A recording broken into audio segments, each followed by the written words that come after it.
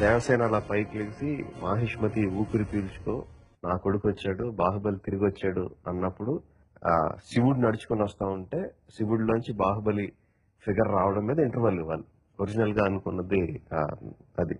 దానికన్నా ముందు శివుడు రకరకాల స్టేజెస్ ఆఫ్ జర్నీ ఉంటుంది.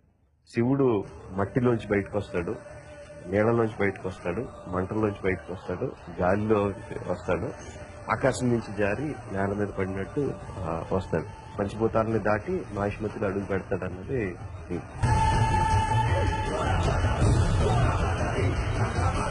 ఐస్ దగ్గర మంచులో ఫైట్ చేస్తున్నప్పుడు ఒక అతను బాహుబలిని చూసి గుర్తుపడతాడు. ప్రభు నన్ను ఏం చేయొద్దు, బాహుబలి నన్ను ఏం చేయొద్దు అని. ఈడేవాడు నన్ను బాహుబలి అంటాడు అని శివుడు చూస్తాడు, అతను వెళ్ళిపోతాడు. సో అతను వచ్చి బిజ్జల దేవుడికి ఇన్ఫార్మ్ చేస్తాడు, ఒకడు వచ్చి మమ్మల్ని అందరినీ కొట్టేసాడు అంటాడు. మమ్మల్ని కొట్టబెట్టి ఎవడాడు అంటే బాహుబలి అంటాడు.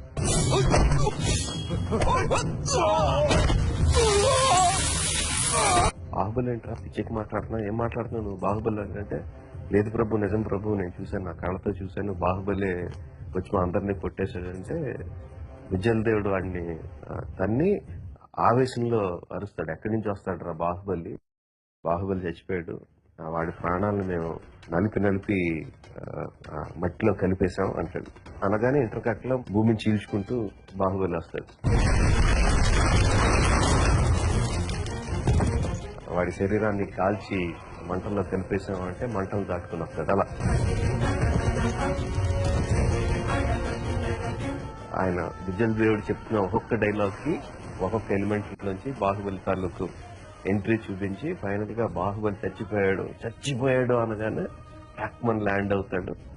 ల్యాండ్ అయిన వెంటనే దేవసేన పైకి లేచి మాహిష్మతి ఊపిరి పీల్చుకున్నది. ఇది ఒరిజినల్ గా ఉన్న సీక్వెన్స్. మాహిష్మతి ఊపిరి పీల్చుకో, నా కొడుకొచ్చాడు, బాహుబలి తిరిగొచ్చాడు. బట్ నెక్స్ట్ విగ్రహం లేపడం దగ్గర అయితే ఇంటర్వెల్ బాగుంటదని చెప్పి ఆ మధ్యలో బిజ్జల దేవుడి తాలూకు డైలాగులన్నీ తీసేసి జస్ట్ శివుడు బయలుదేరుతున్న తర్వాత ఈ పాటలన్నిటి ఈ ట్రావెలింగ్ అంతటిని కలిపి ఒక సాంగ్ క్రియేట్ చేసేసాం. ఆవిరైన నీ కన్నీళ్ళు ఆనవాళ్ళు ఈ సంకెళ్ళు రాజ్యమా ఉనికి పడు.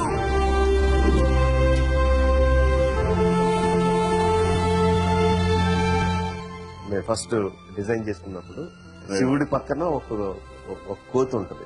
ప్రభాస్ కోతి ఇద్దరు కలిసి జంప్ చేస్తారు. ప్రభాస్ మిస్ అయిపోతాడు, కోతి అవతల పక్క జంప్ చేసి పైకి వెళ్ళిపోయింది. పైకి వెళ్ళిపోయిన కోతి కొన్ని రోజుల తర్వాత కిందకి దిగి వస్తుంది, ఒక నగల మూట పట్టుకుని దిగి వస్తుంది. ప్రభాస్ ఆ నగలన్నీ చూసి ఆ అమ్మాయి విగ్రహాన్ని చెక్కుతాడు శివుడు. దాంతో ప్రేమలో పడి పైకి ఎక్కాడని ఒరిజినల్ గా అనుకున్నాం.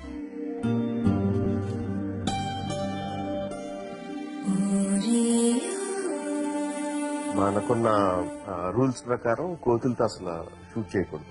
మొత్తం అంతా సీజీలో చేయడం అనేది జరగని పని. కొంత లైవ్ గా షూట్ చేసి డిఫికల్ట్ పోర్షన్స్ సీజీ పెట్టడం అనేది ప్రాక్టికల్ గా చేయగలిగే పని.